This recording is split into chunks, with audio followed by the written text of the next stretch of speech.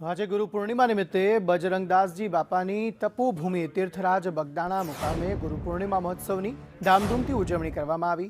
સવારે 5 કલાકે મંગળા આરતીથી શરૂઆત કરી દિવસ દરમિયાન વિવિધ ધાર્મિક કાર્યક્રમો યોજવામાં આવ્યા છે। 2 દિવસ સુધી લાખો ભક્તો બાપાના દર્શનાર્થે આવે છે।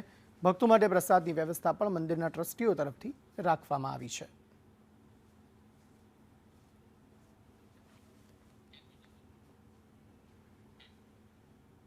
આજે ગુરુ પૂર્ણિમા નિમિત્તે સાબરકાંઠા હિંમતનગરના કાંકણોલ ધામ ખાતે પ્રગટ પુરુષ નરસિંહ દાદાના દર્શનાર્થે ગુજરાત રાજસ્થાન સહિત દૂર દૂરથી શ્રદ્ધાળુઓ મટ્યા હતા। ગુરુચરણના આશીર્વાદ મેળવી ભક્તજનો કૃતાર્થ થયા હતા। સ્થાનિકો માટે આ ધામ આધ્યાત્મિક માર્ગે લઈ જનાર પ્રાગટ્ય સ્થળ તો પશુ પક્ષીઓ માટે ચણ સહિત જળ માટેનું આશ્રય સ્થાન બની રહ્યું છે। અહીં દિન પ્રતિદિન 20 થી 25 મણ અનાજ પશુ પંખીઓને નાખવામાં આવે છે। નરસિંહ દાદાના મોક્ષાવલી 16 પુસ્તકનું પણ આજે વિમોચન કરવામાં આવ્યું હતું। આજે ગુરુ પૂર્ણિમા નિમિત્તે હજારો લોકોએ પૂજ્ય નરસિંહ દાદાના દર્શન કરી જીવનના એક નવા અધ્યાયની શરૂઆત કરી હતી।